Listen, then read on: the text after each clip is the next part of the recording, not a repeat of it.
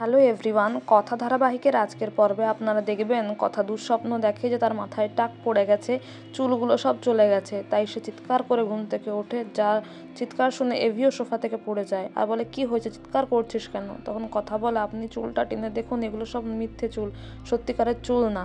আর কর্তা দাদু কর্তা দিদা কথার চিৎকারের আওয়াজ পেয়ে ঘরে এসে দরজা খুলে দেখে যে এভি তার চুলটা ধরে আছে, মানে কথার চুলটা ধরে আছে। তখন কর্তা দাদু বলে, শেষ অবধি গুহবাড়ির ছেলে বউয়ের গায়ে হাত তুলছে, এটা দেখা বাকি ছিল?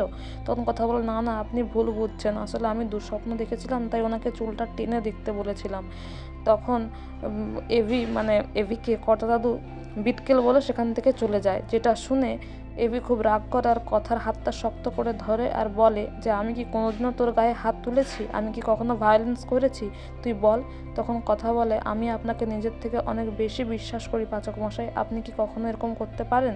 তারপর কথা সেখান থেকে চলে যায়, আবার ফিরে এসে আয়নায় নিজের চুলটা টেনে দেখে। তখন এভি আড়া থেকে দেখে আর বলে, তুই এখনও বিশ্বাস করছিস না? তুই তো আমাকে বিশ্বাসই করিস না। তারপরে কথা সেখান থেকে চলে যায় ওয়াশরুমে। আর এদিকে এভি বলে, কোনোদিনও শান্তিতে ঘুম থেকে উঠতে পারলাম না সকালবেলা, প্রত্যেকটা দিন নতুন নতুন কিছু না কিছু হচ্ছেই, আমার তো হার্ট অ্যাটাক করবে এরপরে। এদিকে আপনারা দেখবেন জুনি তার ঘরটা পরিষ্কার করতে থাকে, ঠিক সেই সময় অঙ্কিত এসে বলে, আমি কালকের জন্য ক্ষমা চাইতে এসেছি। তখন জুনি বলে যে, আপনি এমন কাজ করেন কেন যাতে আপনি ক্ষমা চাইতে হয় আপনাকে বারবার? আর তারপর সেখান থেকে যেতে চাইলে মানে জুনির শাড়িটা অঙ্কিতের ঘড়িতে লেগে যায়। তারপরে জুনি সেটা ছাড়িয়েও নেয়, কিন্তু মনে মনে বলে, উনি তো আমার থেকেও বেশি কনফিউজ দেখছি।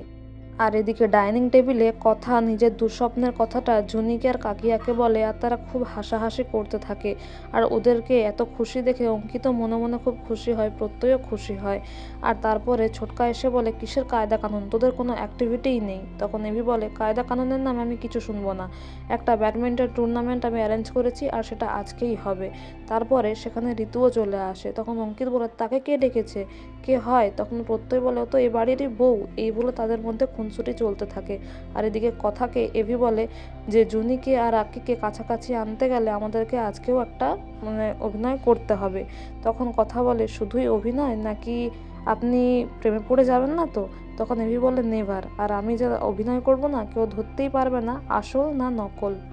এদিকে স্যান্ডিও আবার চলে আসে, সবাই খুব খুশি হয়। আর জুনি বলে ওঠে যে, আমি কিন্তু খেলতে পারি না, আমি খেলবো না। তারপরে এভি তাকে কনভিন্স করে, কথাও বলে যে, খেল না, কোনো জিনিস পারবো না বলে হয় না। তারপর তারা রাজি হয়।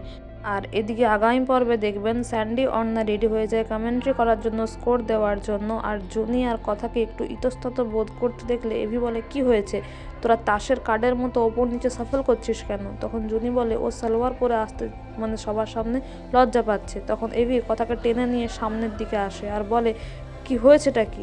এই বলে সে তাকিয়েই থাকে। আর তখন কথা বলে, পাচক মশাই এভাবে দেখছেন কেন আমাকে? তো বন্ধুরা, এই ছিল আজকের update. Thank you so much everyone for watching the video. Thank you.